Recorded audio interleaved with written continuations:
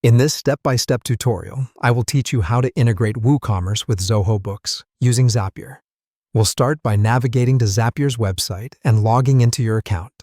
Once you're logged in, one of the first things you'll see is a big prominent button that says Create Zap. Go ahead and click on that. It will be the start of our journey. Your next task is to select your trigger app. This is essentially the application that prompts your automation.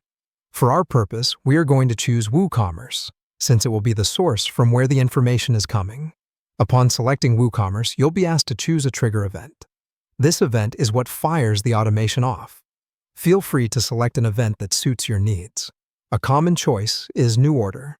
Once you've selected your preferred event, click on the Continue button. Next, you'll be asked to sign in to WooCommerce. This is to ensure that Zapier can access and collect data from your store. They will ask for your WooCommerce website URL, your username, and a special application password. This application password is different from your main WordPress password, and for security reasons, it is good practice to create one in your WordPress user profile settings.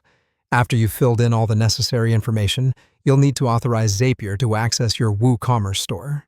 Simply follow the instructions provided on the screen. Setting up the action is your next task. This step involves you choosing Zoho Books as your action app. The action app is essentially the application that carries out a specific action in response to the trigger event. Much like the trigger event, you'll be required to choose an action event. This is the specific action that will be executed when a trigger event occurs. Select the one that fits your needs, such as Create Customer or Create Sales Invoice, before clicking Continue. We're on the home stretch now, where you will need to connect your Zoho Books account by following the instructions displayed on your screen. Be prepared to map fields from your WooCommerce trigger to the related fields in your Zoho Books action.